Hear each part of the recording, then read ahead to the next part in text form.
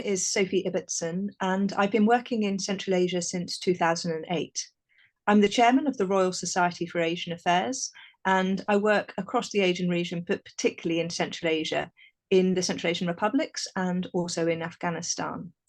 I'm interested in economic development and I'm an advisor to the World Bank and to the national governments, but I'm particularly interested in tourism development because it's a really important way of building ties between communities and developing economies at a grassroots level.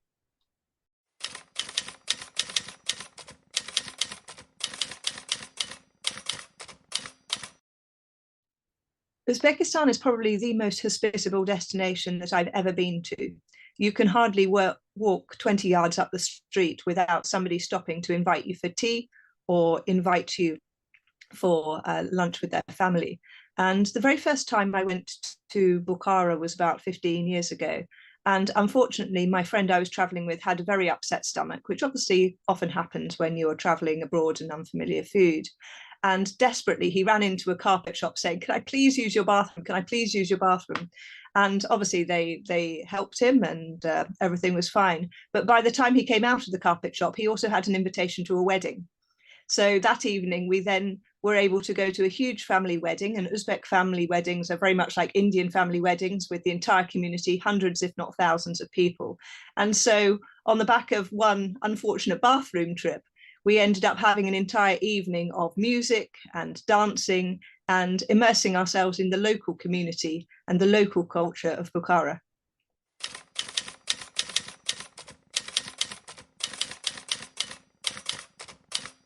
Uzbekistan is one of only 2 countries in the world which is doubly landlocked. This means that there is at least 2 countries in every direction between Uzbekistan and the sea. In land area, it's the same size as Spain or California in the United States. So it's a very, very large territory, and it's incredibly diverse. In the eastern and southeastern part of the country, you've got mountains, and they're the Western Tian Shan Range, which is a UNESCO World Heritage Site. If you think about the Himalayas and carry on west, you go through the Karakoram, the Pamir, and then to the Western Tian Shan. So these are very large snow-capped mountains. But that's not what people think of when they think of Uzbekistan. Because of the Silk Road connection, they think about the deserts and the camels. And indeed, a large part of Uzbekistan is covered by desert, by the Kizilkum, which means the red desert, and by the Karakum, the black desert. There's also a new desert in Uzbekistan, and that's the Aralkum, the desert named after the Aral Sea. And many of you have heard that name because it was one of the great environmental disasters of the 20th century. Until the 1960s, the Aral Sea was, I think, the 4th largest inland sea in the world. But because of misuse of the water resources and of climate change, the sea has shrunk. And where the sea used to be, we have a new desert. The ecosystems obviously are very, very different, and they support a great variety of different wildlife. So in the Aralkum, actually, one of the interesting things is we're seeing a growth in the population of saiga. This is a very curious looking antelope with a slightly droopy nose. It almost looks like it was a deer crossed with an anteater. But that population, which until quite recently was critically endangered, is growing very, very fast and is no longer considered critically endangered. We also have Bukhara deer in the forest ecosystems. We have all sorts of wild sheep. And we also, in the mountain areas, even have Marco Polo, I think there may be Marco Polo sheep, but there are certainly snow leopards, which is, again, something that people don't necessarily associate with Central Asia. You hear of snow leopards in Ladakh, but in Uzbekistan as well, we have recently seen quite a few on the camera traps in the Hisar Mountains.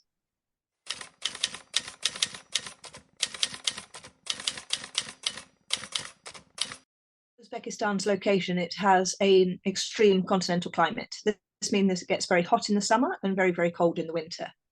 You can travel year round, and indeed in the winter sports. So if you want to learn to ski, there's some very good infrastructure and it's a lot less expensive than going to the alpine resorts in Europe.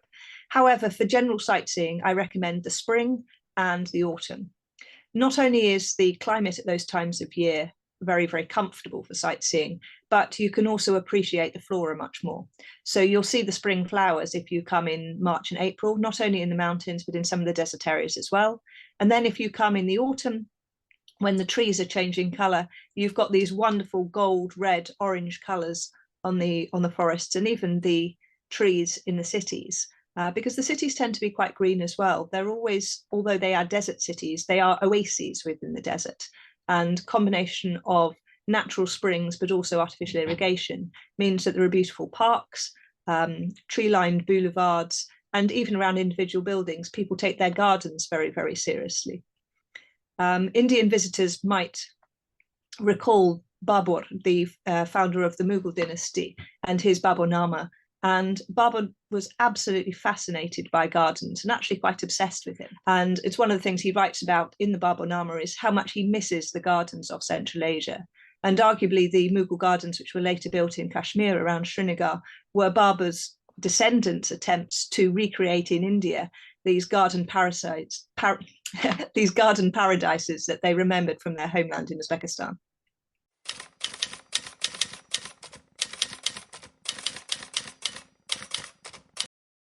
In Uzbekistan these days is pretty good, and it's growing very fast. It seems that almost every month there's a new route or even a new airline being launched. For Indian visitors, the best way is to come from Delhi, because there are direct flights from Delhi to Tashkent, Uzbekistan's capital, with both Uzbekistan Airways and with Indigo. So you've got flights on most days of the week, and I think it's about 3 hours in flying time, so it's very, very fast. As an Indian national, you can get an e-visa for Uzbekistan. So this takes about 3 working days. You apply online. It's very, very cheap and very, very easy.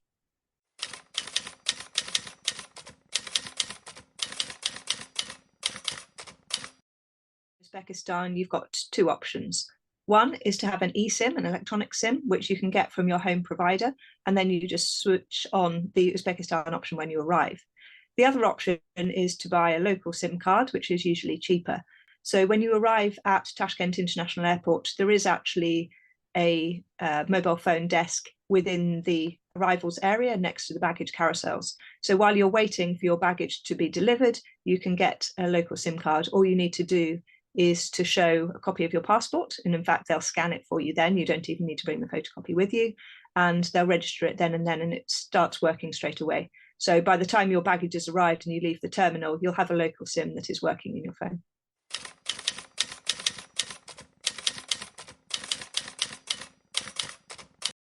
Depends on where you're going. So in Tashkent itself, the capital, you've got a huge variety of options. There are local taxis, including Yandex, which works like Uber. And I tend to use that because it's very, very quick, very, very efficient. And for $1 or 2, you can get most places in the city centre. Tashkent also has a metro system, which was built during the Soviet period, but is still being extended. So a lot of the city you can reach by the underground train. It's very, very clean. It's very efficient. It costs about 15 cents per journey. And the other really cool thing about it is the central part. Every station was designed by a different artist or architect. So it's actually an underground art gallery. And I always recommend when people to go to Tashkent to ride on the metro, to get off at several of these stations and to see them. So Cosmonaut Station, for example, is inspired by the Soviet space program. And the entire station is designed to feel like you're in outer space, but also has portraits of famous people like Gagarin, the first man in space. Another station that I like is called Alisher Navoy. And Alisher Navoy is the national poet of Uzbekistan. And the station there feels a little bit like a mosque in its architecture with its beautiful blue domes. But on the walls, there are also paintings and tiles from Alisher Navoy's poetry, from his stories.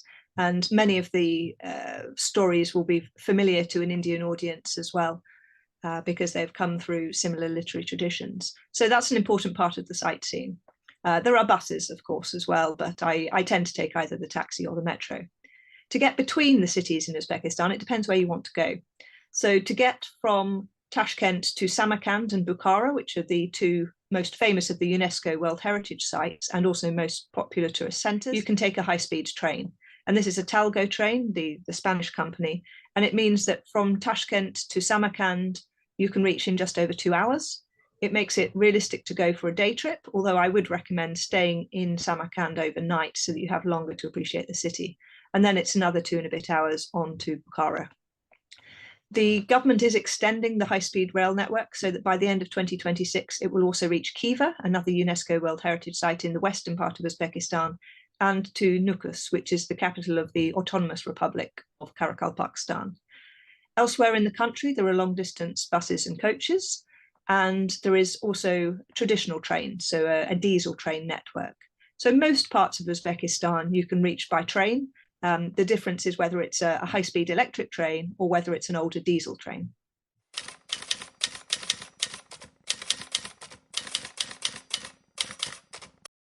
Uzbekistan are Uzbek and Russian, but English is very widely spoken, particularly amongst the younger generation who have been educated since the fall of the Soviet Union. Schools are now mostly teaching English as the preferred second language, and certainly in the tourist areas, English is very, very widely spoken. There are small amounts of French, of German, Spanish, and so on as well, but English would be most common. And if you go into a restaurant in a tourist area, they'll have a menu in English. Hotel staff will speak a little bit of English, and so on and so forth. So you won't have difficulty making yourself understood. And if you want to hire a local tour guide, they will certainly speak to you in English.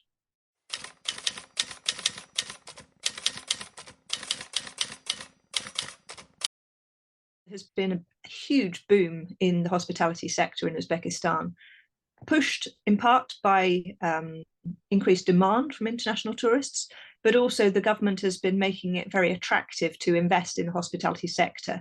So if, for example, you want to build a 4- or 5-star hotel, the government will subsidize the cost for each room to ensure that there are those higher quality accommodation options available. We've seen a lot of the international hotel chains have come into Uzbekistan in recent years. So you'll find your Hilton, Hyatt, Radisson, and so on and so forth, certainly in Tashkent and in some of the smaller cities as well. However, if you're traveling there for leisure, I also recommend staying in some of the local accommodation, both sort of small hotels, but also the boutique properties and guest houses. These often have a lot of character, are run by local families, and are sometimes in historic buildings. In Bukhara in particular, there are a number of the 18th and 19th century merchants' houses, sort of the Uzbek equivalent of a haveli, which has been converted into a boutique hotel with perhaps 8 or 10 rooms. And these are lovely places in the old town, often on a quiet back street. And when you wander out of your hotel, you feel very much part of the community. Another thing that tourists often like to do when they come to Uzbekistan is to stay in a yurt. And these were the traditional nomadic dwellings of Central Asia. And you'll find them particularly in Karakalpakstan, but also around Aydakul, which is a large lake to the north of Samarkand and Bukhara. And you may not want to spend your whole holiday in a yurt, but 1 or 2 nights in the desert to have a flavour of that aspect of Uzbek culture is very, very important. There are also opportunities then for camel riding, for hiking, for bird watching, and also for stargazing. And this is one of the wonderful, wonderful natural products in Uzbekistan because it's a very sparsely populated country, and because the cities tend to be relatively underdeveloped in terms of nighttime lighting infrastructure. You don't get the light pollution that you have in India or that you have in the built-up areas of Europe. So if you're interested in astronomy, it's an absolutely fantastic place to be. It doesn't matter whether you're in the mountains or whether you're in the desert. Providing the night is clear and not too cloudy, you'll have a very, very good view of our solar system and the wider universe. So you can see the Milky Way with the naked eye, you'll see shooting stars, and it's really quite a spectacular experience.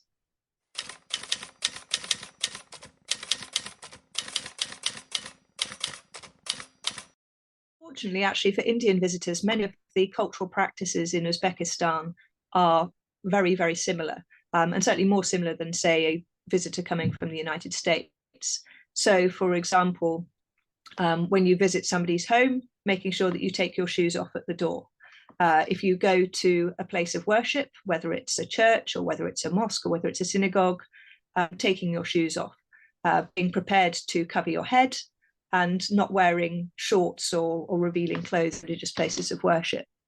So those sorts of things will feel very, very similar.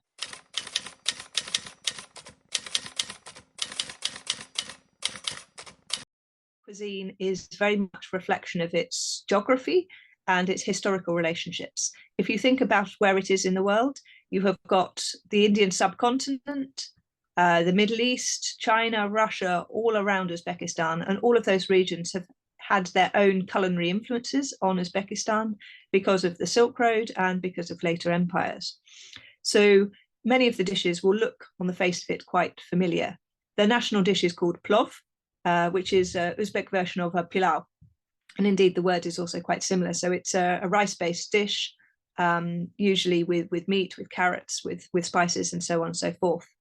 Another very popular Uzbek dish as a snack is a samsa, which Indians will know as a samosa, although the Uzbek version tends to be slightly less spiced.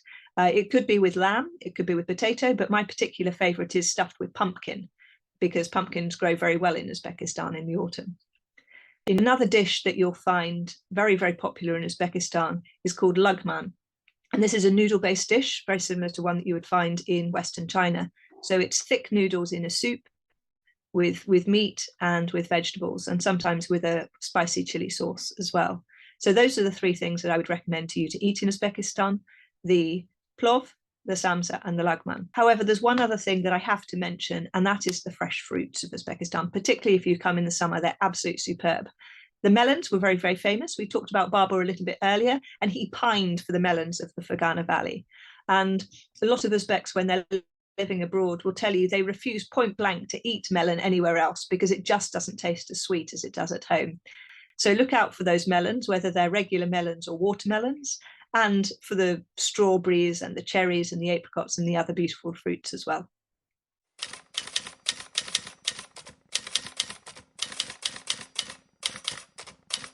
It's the most famous of the historic and cultural sites in Uzbekistan, and it has been occupied for the best part of 3,000 years. So we know that when Alexander the Great was on campaign, that he came to Samarkand, which was then called Marakanda. And it was an important trading center on the Silk Road. It was a place of great wealth, but also great power. It becomes even more important, though, in the medieval period, because when Amir Timur, so the emperor who was known in the West as Tamerlane, spread his empire from Ankara in Turkey through to Delhi in India, he made Samarkand his capital. And he brought back the engineers, the architects, the artisans from all over his new empire to Samarkand to create a city which he thought was fitting of his power and would project that power to the ends of his empire. And that's why with the monuments in Samarkand, you see the influence from Iran, from India, from Turkey, and so on and so forth, because there were people from all of those places who came to Samarkand to help build this city. The other city that I always really like to go to, though, and recommend people visit is Bukhara. And the central part of Bukhara is a UNESCO World Heritage Site as well. But unlike Samarkand, where the modern city spreads around the monuments, in Bukhara it feels a lot more holistic. Bukhara is also a very ancient city, and in the medieval period, it was a great center of learning. So if we think about the golden age of Islam, the intellectual and religious cities were places like Baghdad, Damascus, but also Bukhara. The madrasas, the religious schools, were very, very highly regarded, and many of them have survived to the present day as historic monuments, not as religious schools. There is, however, one, the Miria Rab Madrasa, which is still functioning and does still have students today. And those buildings really are exquisite in their design. Many of them have been sensitively renovated. And so when you walk through the city, you'll see the mosques, the madrasas, the great Ark Fortress, Liabi House, which is the reservoir and the buildings around it. You can see the bathhouses, and you can also see the Jewish quarter, which has survived to the present day. The Jews of Bukhara are thought to be one of the oldest Jewish populations in the world, and indeed there are some people who suggest that they might have been one of the lost tribes of Bukhara. Sorry, lost tribes of Israel.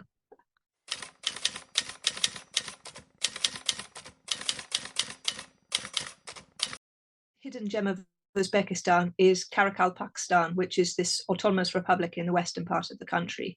People have heard of the Aral Sea and they think that's all that's there, but that's really, really not the case. In Karakalpakstan, there are more than 50 desert fortresses dating back 2,500 years, because this was a frontier territory which had to be defended. Karakalpakstan has got some wonderful wildlife. There is migratory birds at Sudochi, which is an important birding area, and Ramsar wetland.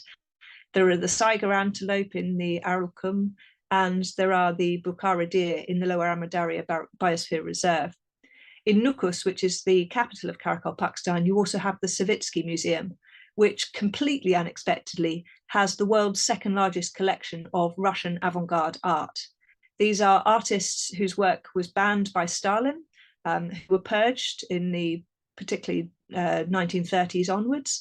But Savitsky, who was the curator and collector, managed to save thousands upon thousands of artworks from all over the Soviet Union and to bring them to his museum in Nukus, because nobody thought to look there. Nobody realized what he was doing. Nobody paid him too much attention. And fortunately, what we have now is an extraordinary museum where we can see and appreciate these artworks, which otherwise would have been destroyed.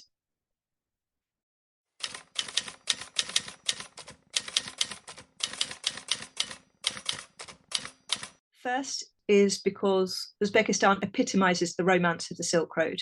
People have this idea in their mind of an oriental fairy tale, and particularly defined by the tiled monuments. The only other place in the world which has got similar monuments is Iran, and for many people at the moment, it's difficult to visit. So Uzbekistan, you can visit, you can see those monuments. The second reason is certainly the hospitality of the Uzbek people. The warmth, as I mentioned earlier, is second to none. And when you meet somebody, you will feel like family straight away. It's not a commercial relationship, it is a genuine warmth. So you will feel part of the community and part of the family. The third, I think, is that it's a very affordable destination. And it means that there is something that everybody can enjoy. The Tashkent Metro is a case in point. You could actually have an entire day out riding the metro for 15 cents in US dollar cents. And that's really quite extraordinary. Anywhere else in the world, that sort of level of entertainment would cost you an absolute fortune. Obviously, yes, you can pay for very expensive accommodation in Uzbekistan. You can pay for expensive meals. You can buy yourself hand-woven silk carpets. But you can also have a very competitively priced trip compared to many other destinations. Thank